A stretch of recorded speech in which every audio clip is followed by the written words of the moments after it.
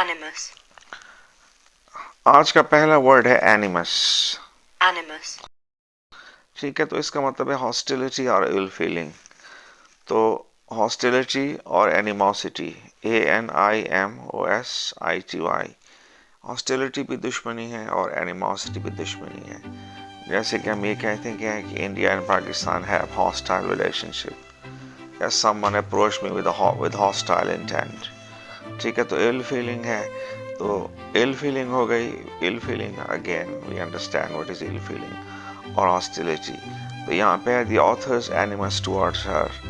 तो author's animus towards हर, इसका मतलब है कि हॉस्ट ऑथर की दुश्मनी इसके साथ।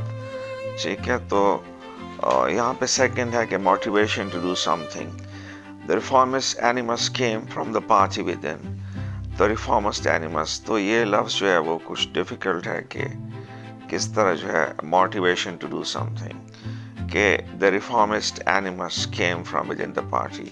तो motivation for reform came from within the party. और यहाँ पे हम यूजेज एंड एग्जांपल्स की तरफ जाते हैं।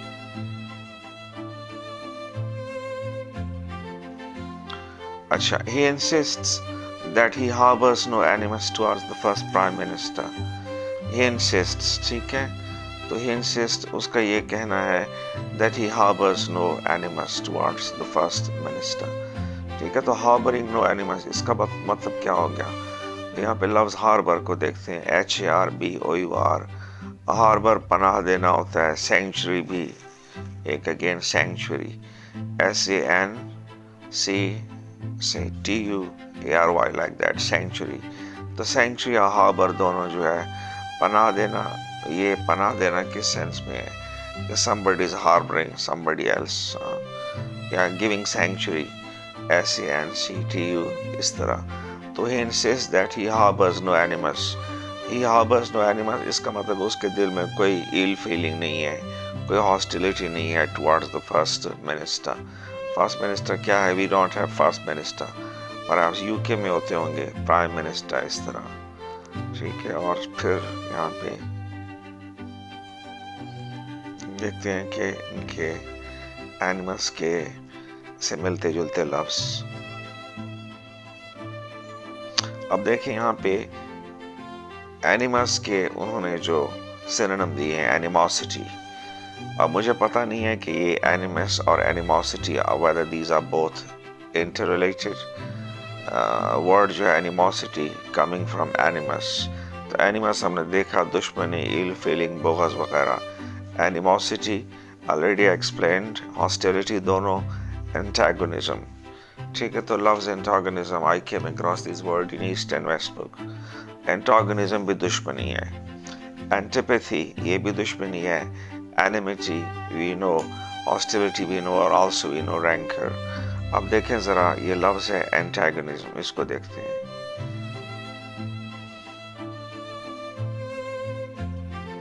अच्छा, तो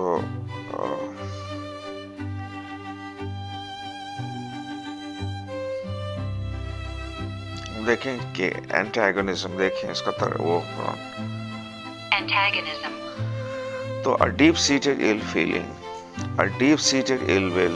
अब देखें कि जो ill will है could be deep seated, ill will could be generated due to something trivial, and ill will can be of short duration, that meaning that it will last for briefly and then it will come to an end।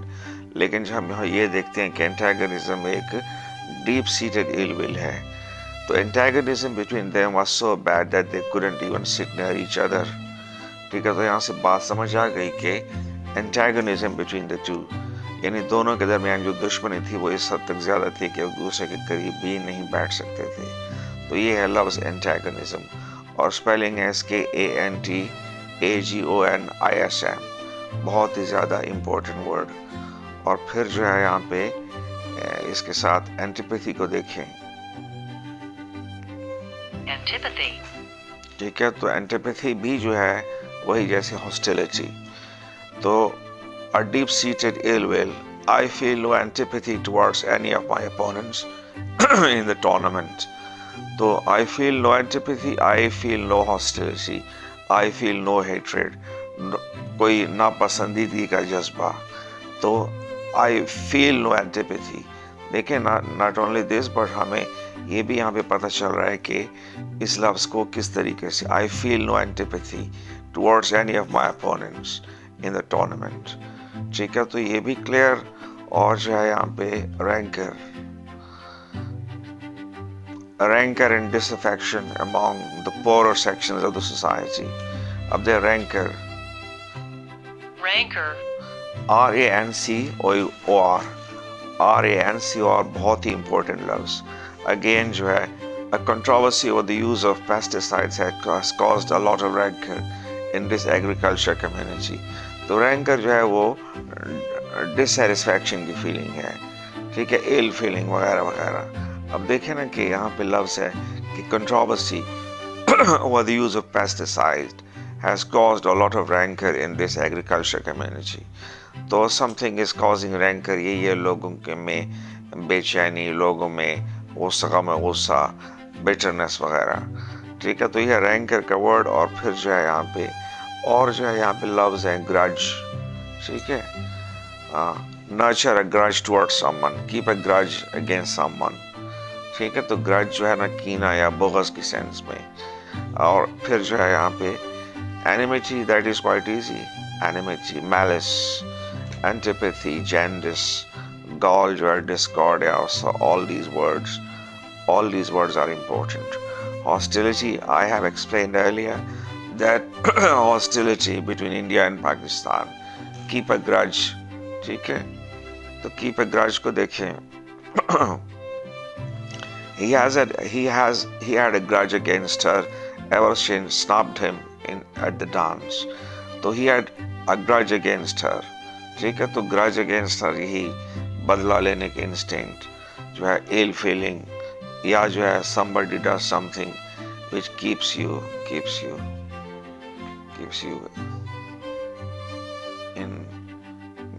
in bitterness towards her, keep you in anger। तो अब देखें कि he had a grudge against her। अब देखें ना, he was having a grudge against her ever since she snubbed him। अब यहाँ पे snub को देखें, snub को आप insult की सेंस में। ठीक है, तो somebody is having a grudge against, here in this particular case, against someone for the reason that she snubbed him in public। उसने उसको जो है ना डांटा था या क्या कहा था, इंसल्ट की थी, उसके बाद he was keeping a grudge. इसका मतलब है रिवेंज की फीलिंग भी। ठीक है, तो ये है कि आप जो है, अब यहाँ पे एक और चीज़ उन्होंने किया है कि a lingering ill will towards a person. अब यू ना लिंगर जो है ना, व्हाट इज, क्या होता है लिंगर। ठीक है, तो लिंगर को बाद में देखते हैं, लेकिन first I should explain because I am having trouble explaining this word कि व्हाट इज अ ग्रज। अब देखें ना, कीना या बुग़्ज़ क्या होता है, someone does you wrong and then you keep a grudge and then you reserve this right to retaliate back, to revenge yourself upon that particular person। तो इसको हम कहते हैं grudge। तो he had a grudge against her ever since she snubbed him। तो ना snub भी वो है, ऐसी फीलिंग है जिसको हम ये नहीं है कि हम कैसे लें, हम कहेंगे चलो जी खैर है वगैरह वगैरह, कुछ नहीं है, स्नब। ठीक है, तो ऑल जो पर्सन्स हैं जो है ना वो, अच्छा चले जो है ना, ग्रज गुड है और बैड है, इसको छोड़ें। तो ये ग्रज लफ्ज़ है। और फिर यहाँ पे हम देख रहे थे कि ऐसा एंटागोनिज्म भी हो गया, एनिमोसिटी भी हो गया, मैलिस। ठीक है, तो ठीक है, the desire to cause pain for the satisfaction of doing harm. ठीक है, तो there was no reason other than pure malice to spread such disgusting lies all over the campus. ठीक है, तो अब again we have to explain this word psychologically. हमने पहले देखा grudge, someone does you wrong, कहते हैं eye for an eye, tooth for a tooth. You keep a grudge on someone and then you reserve this right to avenge yourselves upon that person because somebody has done you wrong। अब देखें ना, यहाँ पे malice ये होता है बुग़्ज़, कीना। ठीक है, suppose we are having keeping a grudge against someone or bearing malice towards someone. So again, we are feeling hatred for that person. Or those people against whom we have feeling of resentment. Resentment. I explained the word resentment. ठीक है, resentments, जैसे कि वो Friedrich नीचे की भी वो philosophy का resentment, what is resentment, और ठीक है, तो यहाँ पे no reason other than pure malice, कि आप जो है ना डीप रूटेड जो है ना हेटेड है, किसी को नुकसान पहुंचाना वगैरह वगैरह, ठीक है, तो spread such disgusting lies. अब disgusting, we know what is disgusting. My cuckoo daughter has come.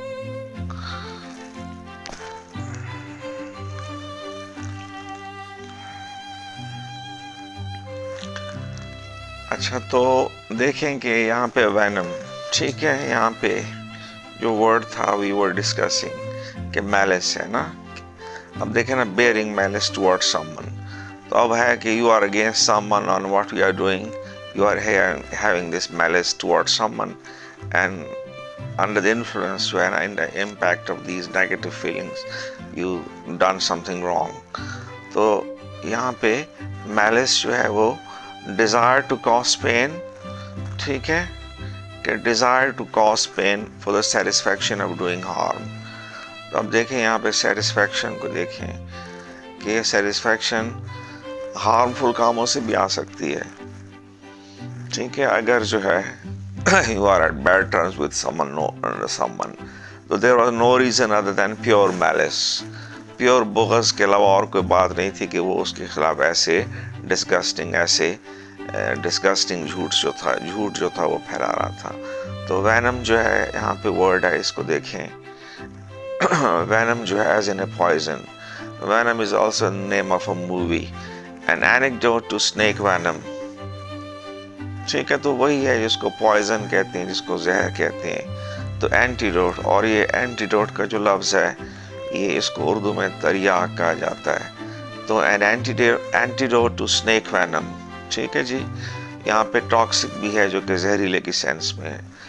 और जो है यहाँ पे लफ्ज़ देखते हैं यहाँ पे malevolence. So we know what is malevolent और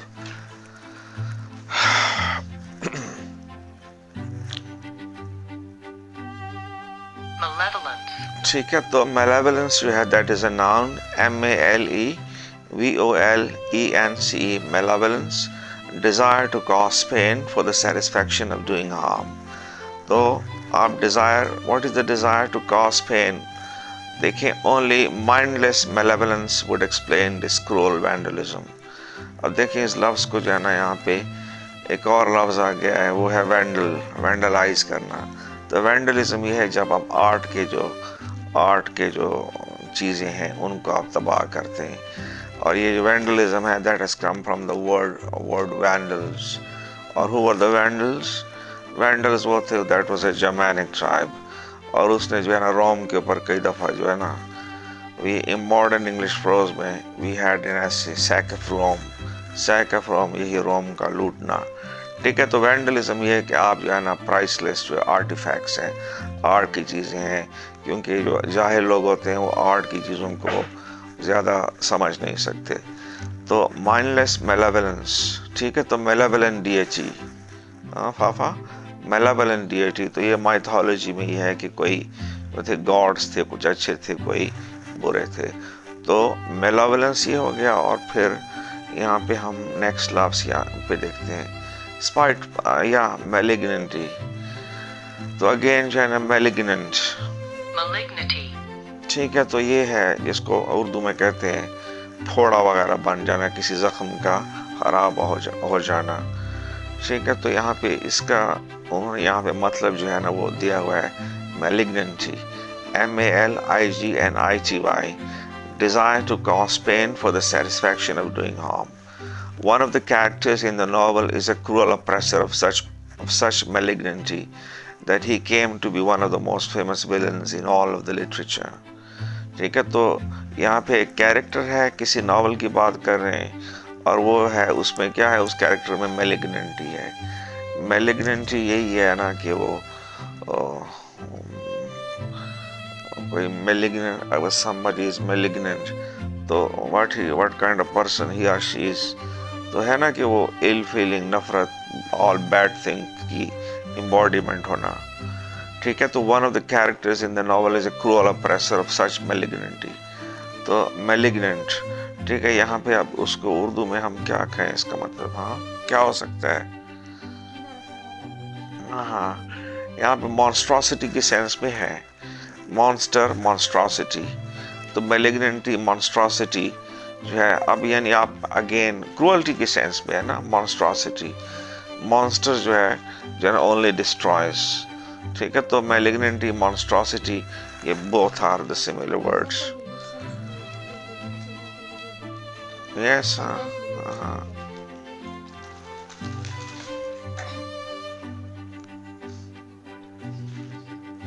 यहाँ पे है कि the story has been about their malignity, opportunism और willful moral blindness. तो यहाँ पे ये जो लफ्ज़ हैं ये भी वो कहाँ से, द न्यूयॉर्क से ले गए हैं और जगहों से। तो इस तरह New York review of the books है, तो ये ऐसे लफ्ज़ नहीं है जो कि एक स्टूडेंट को फ़ौरन जो है यहाँ पे, story has been about their malignancy, cruelty, monstrosity, opportunism, मौका परस्ती, हम कहते हैं ना कि अपॉर्चुनिटी से फ़ायदा उठाने वाला, तो अपॉर्चुनिज्म ये भी मौका परस्ती या मोरल ब्लाइंडनेस, ठीक है। और जो है इसके अलावा यस यहाँ पे डिस्डेन है, ठीक है। तो अगेन डिस्डेन है, ऐसा वर्ड है जो कि डिस्डेन, ठीक है। तो showing disdain for the other employees, showing disdain, तो वर्ड तो ईजी है लेकिन how to use that word in your own sentence, that is the issue, ठीक है। और ये यूजेज का पता सिर्फ और सिर्फ उस टाइम पे चलता है जब हम किसी चीज़ को हम, ठीक है, बहुत ज़्यादा गौर से पढ़ते हैं। तो यहाँ पे है कि showing disdain for other employees, disdain dislike है, ठीक है। यहाँ है कि आप किसी बंदे को ये समझते हैं कि is not worthy of your respect, ठीक है, जैसे कंटेम्प्ट लफ्ज़ है। और यहाँ पे और जो है यहाँ पे विंडिक्टिवनेस, ठीक है, रैंकर, या रैंकर ऑलरेडी जो है हमने अभी, रैंकर एंड डिसअफेक्शन, तो यहाँ पे ग्रज जो है, ग्रज अगेन ये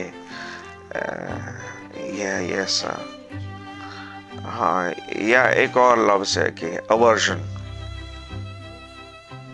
ठीक है, aversion, ठीक है। तो I simply have this ingrained aversion to the sight of bloodshed, तो ये है ना कि अवर्जन, ठीक है, कि a dislike so strong as to cause stomach upset, और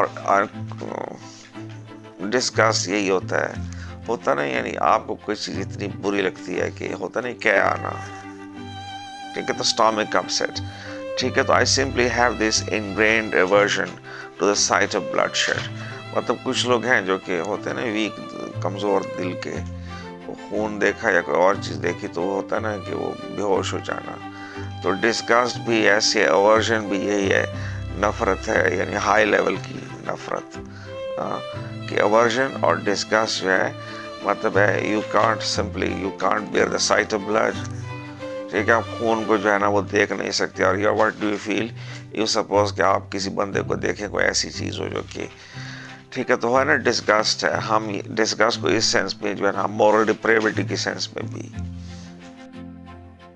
ठीक है। और इसके अलावा यहाँ पे ये लफ्ज़ है, इसको देखें, पीक, PIQUE, तो पीक को दोबारा देखें, ठीक है। तो in a fit of pique she posted embarrassing photos, ठीक है। तो फीलिंग ऑफ बीइंग ऑफेंडेड और रिजेंटफुल आफ्टर अ स्लाइट और इंडिग्नेंसी, तो व्हाट इज पीक, यहाँ पे उसको सिचुएशन ये है कि you have become offended. अब again, for explaining the word offended, to make sense of the word offended, we need to go to word offend.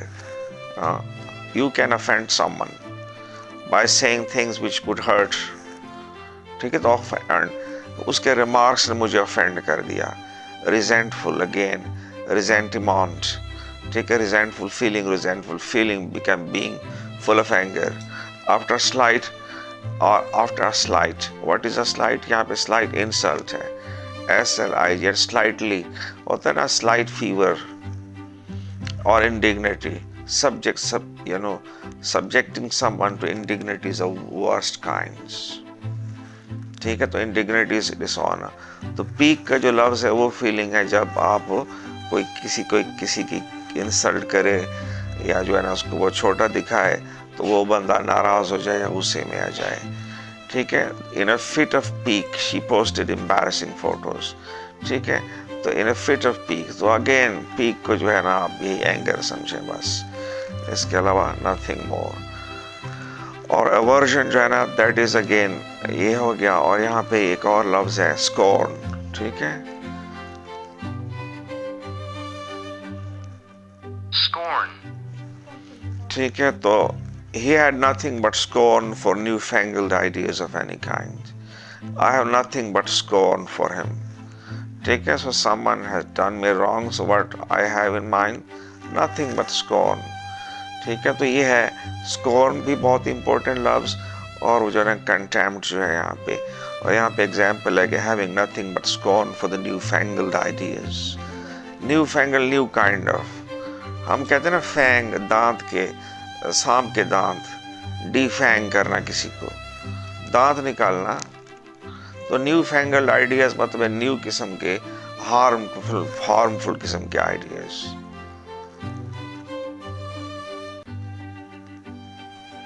ठीक है, और इसके बाद जो है यहाँ पे repulsion. Again I think that we have studied this word yesterday. और रिपग्नेंस अगेन था ना, ये पहले पढ़ा था, we had studied this word. ठीक है, yes. अब देखें ना कि repugnance जो है repugnance, REPUGNANCE, तो our dislike so strong as to cause stomach upset, और जो है ठीक है, तो could barely contain her repugnance of frogs. ठीक है, repugnance of frogs. तो अगेन रिपग्नेंस भी जो है ना यही जो है वो नफरत या ऐसी चीज़ जो कि यानी क्या करे वो।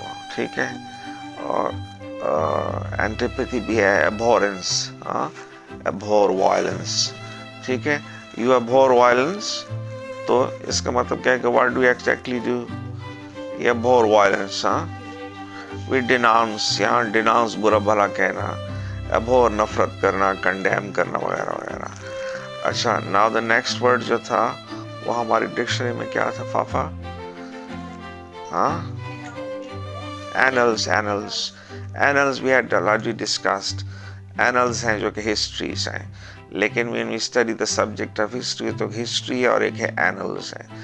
एनल्स परहैप्स वो राइटिंग है, हिस्टोरिकल नैरेटिव है, जिनमें क्या नहीं होती, वो सर्टेनिटी, तस्दीक का एलिमेंट नहीं होता। ठीक है, और परहैप्स दिस इज यानी माई यानी ऑन जजमेंट असेसमेंट। और यस क्या था वर्ड, या और हिस्ट्री जो है, Aristotle was the father of history, you know, Herodotus, you know, ठीक है, the father of history, and someone says that he was the father of the lies. ठीक है, तो हम जो है आ जाते हैं फिर पुराने इसकी तरफ। ये जो किताब है हमारे पास जीआरई की, तो ये है, और फिर एनेक्स करना। ठीक है, यहाँ पे भी है वर्ड एनेक्सी। ये वो है जैसे कि ये बड़े बड़े जो घर होते हैं सरकारी या बंगले, तो उनमें छोटी सी रिहाइश होती है मुलाजमों के लिए, तो एनेक्सी उसे कहते हैं।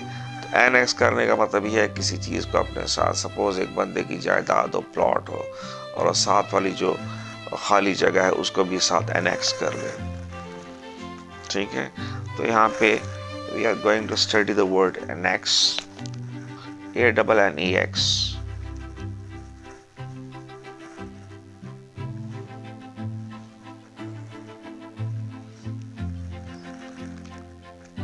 Annex. ठीक है, तो यहाँ पे ये है कि the left bank of the Rhine was annexed by France in 1797. The first bank of Rhine was annexed. ठीक है, जैसे इंडिया ने कश्मीर को अपने साथ एनेक्स कर लिया। ठीक है, तो ये कोई ऐसा मुश्किल लफ्ज़ नहीं है कि जिसको यानी क्या किया जाए। ठीक है, तो यहाँ पे टेक पोजेशन ऑफ है, मतलब उर्दू में इसको ये कहेंगे कि किसी जगह के ऊपर अनलॉफुली कब्जा कर लेना और उसको अपनी जायदाद में शामिल कर लेना। ओके, सो वर्ड एनेक्स जो है वेरी इजी, और उसके बाद हम जो है ना वो आते हैं एक और लफ्ज़ की तरफ जो कि है यहाँ पे या एनाइलेशन। ठीक है, nuclear war could end up in the annihilation of the whole mankind. Annihilate.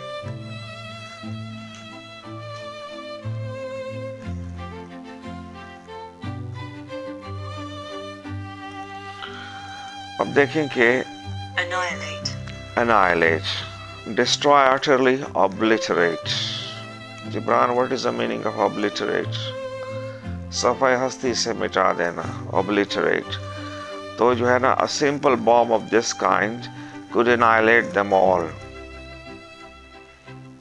ठीक है, तो we have this word annihilate, और यहाँ पे इसका मीनिंग जो है वेरी इजी, कोई ऐसी कोई नफ्सियाती एक्सप्लेनेशन जो है, साइकोलॉजिकल सिचुएशंस जो है ना annihilate।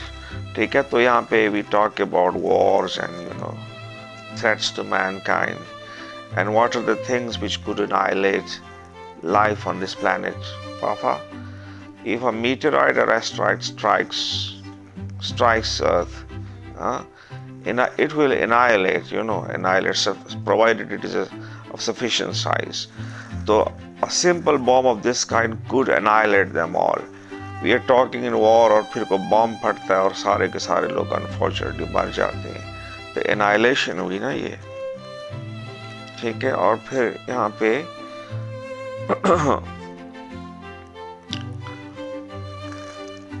ठीक है, वाइप आउट भी सफाई हस्ती से मिटा देना, wipe it out, obliterate, wipe it out. और जो है नेक्स्ट जो हम देखते हैं कि wipe off the face of the earth.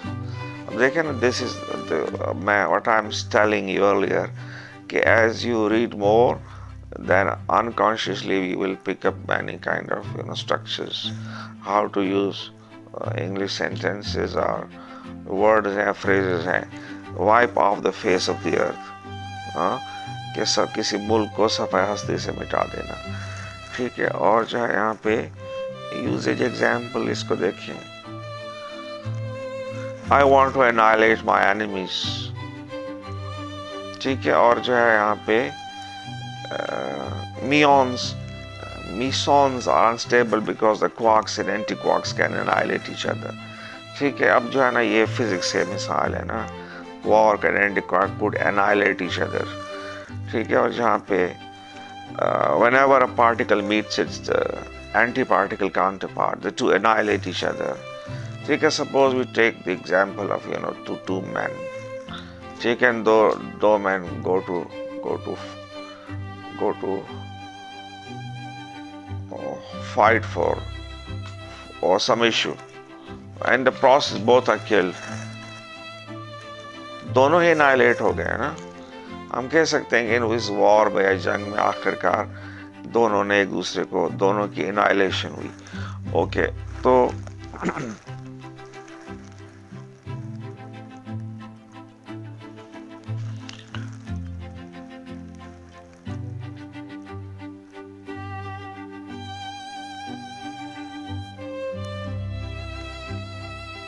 अब देखें कि although these qualities would be wiped away and annihilated again, तो यानी annihilate जो है ना, that is easy। वो that word is really difficult, which is of such kind whose sense remains missing beyond it remains beyond the range of a student's understanding। और फिर जो है उसको तो annihilate का मतलब तबाह करना। तो what next word? Annotation, yes। तो annotate जो है यहाँ पे ये कमेंट की सेंस में मैं नहीं समझता कि ये जो है यहाँ पे इतना ज़रूरी है। या annul जो है make void, the parents of the eloped couple try to annul marriage। अब देखें यहाँ पे annul marriage, देखें that is a word that is important. कैसे ए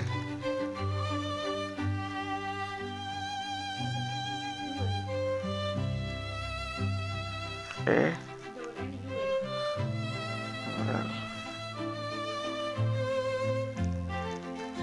annul, तो हम कहते हैं वी हैव वर्ड, क्या हो गया है नल वर्ड जो है null and void. We have this word null and void. Decision was annulled by the court. Declare invalid मतलब किसी चीज को invalid। अब देखें that is again यानी वो legal background के अब देखें आम बोल चाल की जबान में जो है ना ये decision जो है ये लफ्ज जो है ना वो कम इस्तेमाल होता है। Decision was annulled by the courts. Declare invalid agreement decision result। अब देखें ना और फिर declare marriage to have no legal existence और जो है his first marriage was finally annulled by his holiness. तो यहाँ पे आप इसको लफ्ज़ को आप मनसूख की सेंस में इस्तेमाल करें, ठीक है। तो सपोज के कोई एग्रीमेंट जो है has taken place between two parties and somehow some legal issue arises और फिर जो है ना the matter is taken to the court और फिर कोर्ट जो है ना थिंक्स ओवर इट और फिर वो कहते हैं कि ये एग्रीमेंट क्या है गलत है, it is null and void. तो कोर्ट उस एग्रीमेंट को एनल कर रही है ना,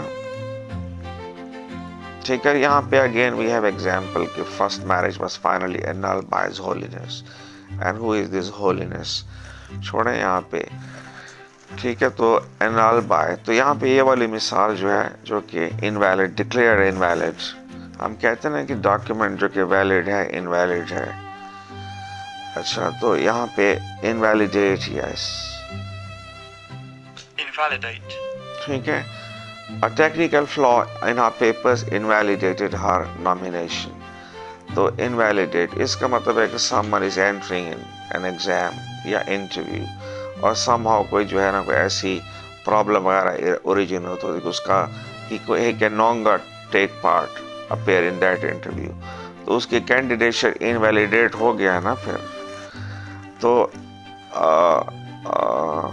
किसी चीज़ को लीगल वैलिडिटी से महरूम करना because it contravenes a regulation और law. So again how we study this word invalidate.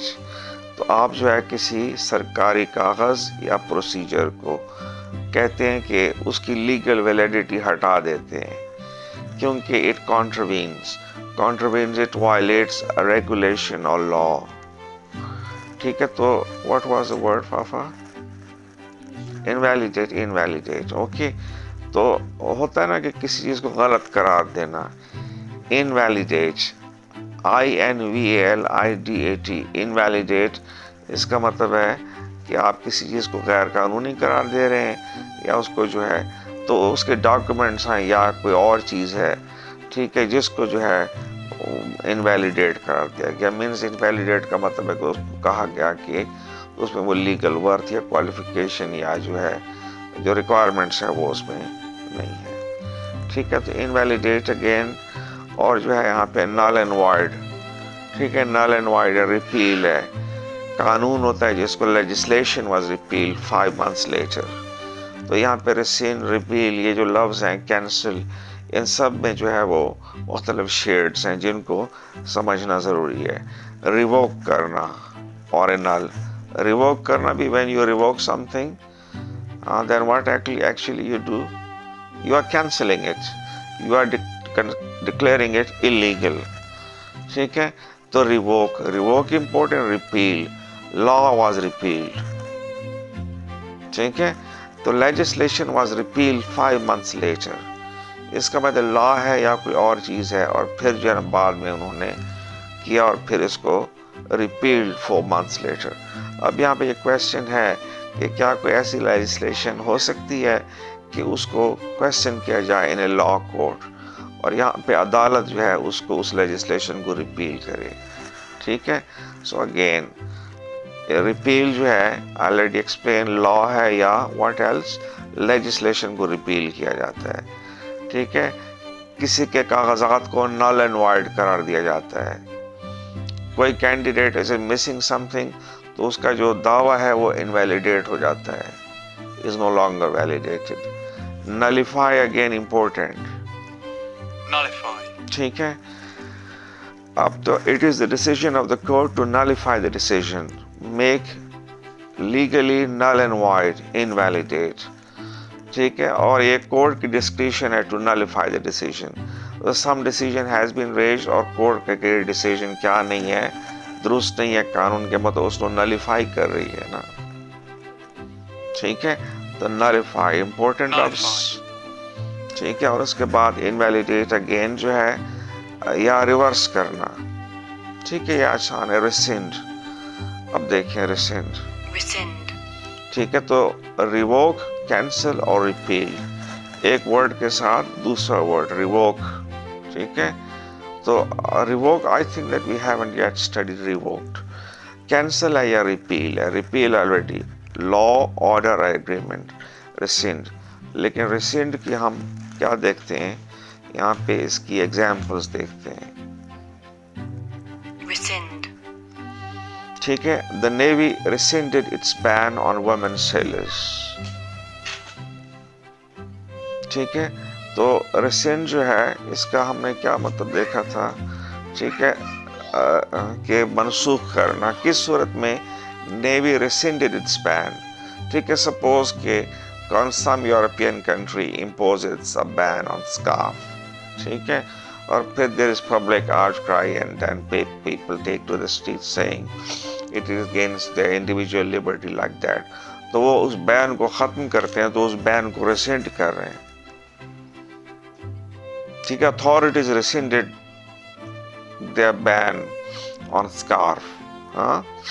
The Navy rescinded its ban on women sailors, तो earlier जो है वो क्या था, बैन था कि women cannot become sailors, अब इस ऑर्डर को, ठीक है। Company later rescinded its offer। अच्छा, तो we go again or what we were studying, कि we were talking about the word rescind, RESCIND, और फिर उसको rescind revoke है या cancel की सेंस में है, लेकिन राइट सेंस जो है ना वो that still remain missing। तो navy rescinded its ban on women sailors, ये हो गया। और the company later rescinded its offer, इसका मतलब है कंपनी ने कोई ऑफर की, suppose here we have offer, ये कोई मोबाइल कंपनी है, वो कहती है हाफ प्राइसेस में, ठीक है। और फिर जब ये नहीं, कुछ दिनों के बाद वो कंपनी उसी ऑफर को वापस ले लेती है। तो रिवोक करना, कैंसिल होना, तो the company later rescinded its offer, ठीक है। और फिर यहाँ पे she was found to have been 14, 2 years too young, and her medal was rescinded। इसका मतलब है here we are talking about some sports, और उसके लिए required age से जो है ना वो requirement को meet नहीं करते, तो somehow earlier they didn't know, और अब उसका medal जो है वो rescind हो गया, ठीक है। और यहाँ पे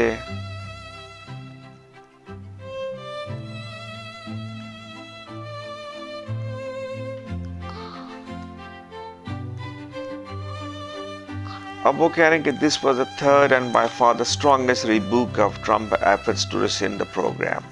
तो यहाँ पे भी कुछ ज़्यादा चीज़ समझ नहीं आ रही है कि वहाँ पे है कि Trump's efforts to rescind the programme, ठीक है। The strongest rebuke of to rescind the programme, again मतलब क्या है कि US government was on some kind of plan or a program, but then Trump administration came and then they rescinded the program, ठीक है। तो कुछ ना कुछ बात जो है वो समझ आ गई। और जो है यहाँ पे एक और है कि after the trial period the city will assess how they went and whether to rescind the law, तो again rescind the law, so the word rescind जो है still is remaining elusive, और जो है rescind जो है ना रिवोक, रिपील की सेंस में, रिवोक कैंसिल करना, रिपील जो है ना वो कैंसिल करना। बाकी जो है इसको छोड़ें और हम जो है नेक्स्ट वर्ड जो है उसकी तरफ जाते हैं, जो कि है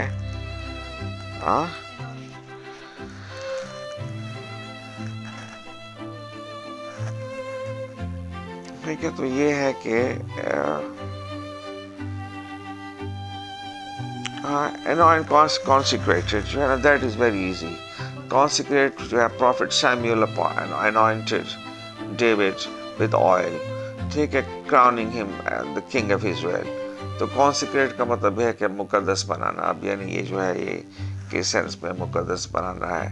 तो यहाँ पे Prophet Samuel anointed, ठीक है. तो again that has got something to do with Christianity और religion के साथ, और जो ancient जो mythology है ना. तो ANOINT को we go and search in the dictionary.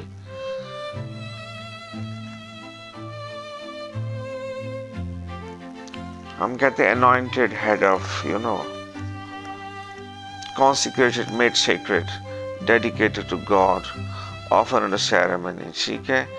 तो ये जो है chosen की सेंस में भी है यहाँ पे. अब देखिए ना, high priest were anointed with oil.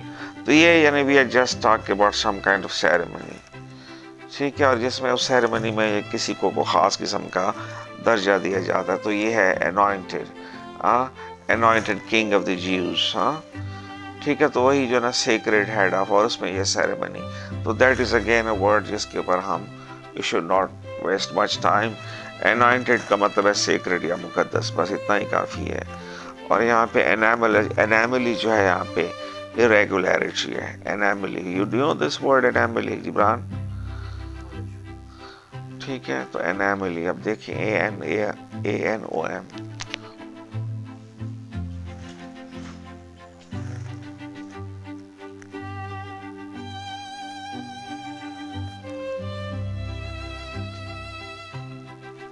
अब देखिए anomaly, very important word के what is anomaly? Anomaly.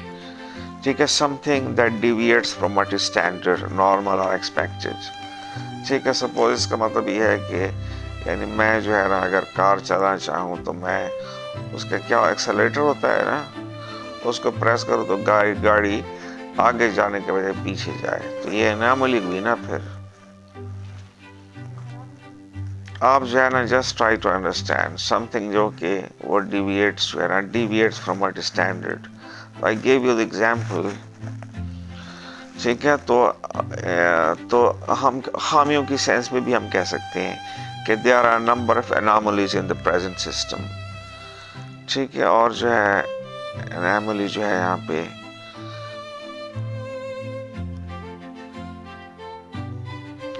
अब देखें, they regarded the test results as an anomaly. इसकी मिसाल ये है कि वो कुछ अर्सा पहले जो था वो सन जो है वहाँ पे वो तजर्बा किया गया तो कोई चीज़ें थी कि पार्टिकल स्पीड ऑफ लाइट से भी तेज जा रहे थे. That was an anomaly. ठीक है. तो they regarded the test result as an anomaly. तो deviation from the common rules. ठीक है. Deviation from the irregularity. ठीक है. तो इतना काफ़ी है ये. और नेक्स्ट जो है यहाँ पे या एबेरेशन जो है, again aberration was a word we had studied earlier. ठीक है. ऑडिटी जो है, नाइस पीस ऑफ ऑडिटी. ठीक है. Oddity. So what is oddity? या ऑड, या हम कहते हैं ना freak of nature. Freak, oddity. Eccentric. Eccentric person is again an odd person. तो an odd person think or a trait, the quality of strength. तो यहाँ पे ये जो है oddity की सेंस पे है. और यहाँ पे eccentricity भी है ना एक लफ्ज. eccentricity भी वो है कि यानी someone who is eccentric is not really normal. ठीक है. और जो है उसके साथ यहाँ पे erraticism जो है यहाँ पे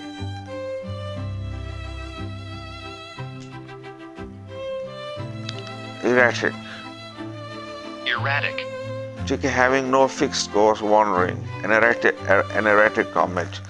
अगर हम जो है कायनात को देखते हैं तो what we see there कि वहाँ पे जो है क्या है, रेगुलरिटी है. Law like regularity. ठीक है. और फिर जो है ना, और अब फिर यहाँ पे देखते हैं ज़मीन के गिर्द जो है ना, ज़मीन सूरज के गिर्द और ये सारा. तो यहाँ पे इरेटिक कॉमेट वो होगा जो एक रेगुलर पाथ को फॉलो ना कर रहा हो. तो ज़मीन की जो सर्कुलेशन है around the sun, that is not erratic. समझ आ गई बात की? ठीक है, ठीक। तो erratic dieting keeps erratic hours. Erratic dieting, lack of consistency. Yes, erratic dieting, just as I have. ठीक है, तो characterized by lack of consistency. Someone is consistent, so what kind of thing he is, Gibran? Consistent. Regular की sense में, ठीक है, तो erratic dieting habits, and erratic genius. अब देखें ना, erratic genius, तो genius in some ways is always solitary. So Papa, what do we mean when we say that genius is solitary? A genius, where he has this peculiar way of looking at things, peculiar and queer way of looking at things. He doesn't look at the world like the other people do, because you know that every man is for people around us. They are just normal folks. They are not giants. They are not geniuses. So a genius has an altogether different trait. Okay, so that is why he becomes solitary. He becomes because he looks, और जो है यहाँ पे हर जो चीज़, तो ये है। और फिर जो है नेक्स्ट जो है यहाँ पे, what was the word that we are studying in GRE's book? Anonymous letter. Anonymous letter, you know, without जो है यहाँ पे antagonism we have already जो है antecedent. अब देखें antecede, precede. Antecedent causes. What are antecedent causes? या preceding. Antecedent causes, suppose के हम कहते हैं ना कि we discuss free will, हाँ, तो हर जो हमारा जो एक्ट है वो preceding जो है वो antecedent, उसके पीछे जो क्या देखते हैं, ठीक है। अब यहाँ पे मैं इसकी मिसाल यूं दूं कि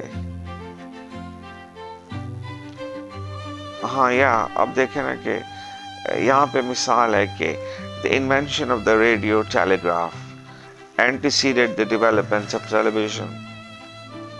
ठीक है, तो antecede का मतलब किसी चीज का पहले आना, ठीक है।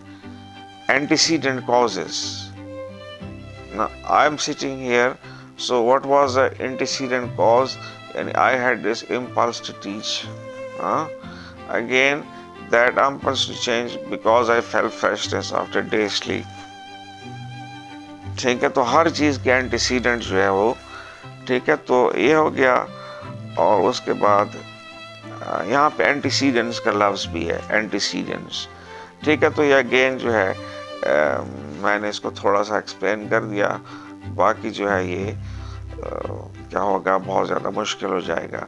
एंटीसीडेंट, ठीक है, प्रायर, एंटीसीडेंट कॉज, ठीक है। हम कहते हैं कि chain of causation, just as we have chains when are made out of, you know what, steel, iron, तो उस तरह मतलब चेन्स और भी इनविजिबल काइंड की एंटीसीडेंट जॉस, तो हम जो है ना नॉट एग्जैक्टली फ्री, ठीक है। तो एंथ्रोपोमॉर्फिक जो है एंथ्रोपोसेंट्रिक, या इसको देखे, और एंटीसीडेंट जो है दैट हैज एक्सपीरियंस, और यहाँ पे anthropocentric, ठीक है, regarding human beings as the center of the universe.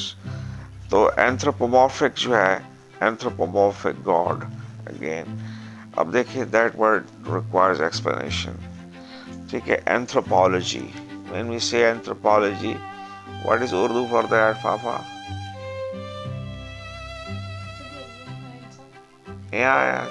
बशरियत, बशर, इंसान, ठीक है। तो रिगार्डिंग एंथ्रोपोलॉजी, ठीक है, एंथ्रोपोसीन, ठीक है। एंथ्रोपोसीन मसलन ये है कि हम जो मौजूदा ईरा है इसको हम क्या है, एंथ्रोपोसीन। यहाँ पे ह्यूमंस का बहुत ज़्यादा डोमिनेंट रोल है, ठीक है। तो एंथ्रोपोसीन, इसको हम देखते हैं। जब देखेंगे ये एंथ्रोपोसीन जो है, the word and the Anthropocene is sometimes used to simply describe the time during which humans have had a substantial impact on our planets. Whether or not we are in a new geological age, we are part of this complex global system, and evidence of our impact on it has become clear.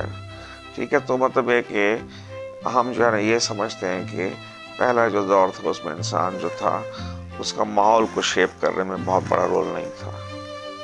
हाँ, तो anthropocene वही जो है ना इंसान से, तो एक ऐसी जियोलॉजिकल एज है जिसमें इंसान का, अब what are the geological ages, so that is a long story. तो एंथ्रोपोसीन का मतलब है रिलेटिंग टू ह्यूमन बीइंग्स, ठीक है। लेकिन हम किसको एंथ्रोपोसेंट्रिक जो है ना क्या होगा, ये है कि हम कहते हैं हीलियोसेंट्रिक कॉस्मॉस। हीलियोसेंट्रिक कॉस्मॉस ये है कि जिसमें सूरज जो है दैट इज, तो एंथ्रोपोसेंट्रिक कॉन्सेप्ट ये है कि we are at the centre of everything, it also the regarding human beings as the center of the universe without considering any evidence that might challenge his anthropocentric viewpoint, Hector जो है ना again, तो यहाँ पे again इसको जो है इतना ही काफ़ी है।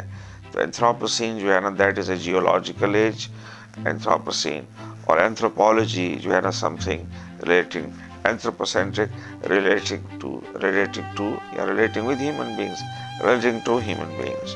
So this is enough. Now we have this rest, and after that we continue.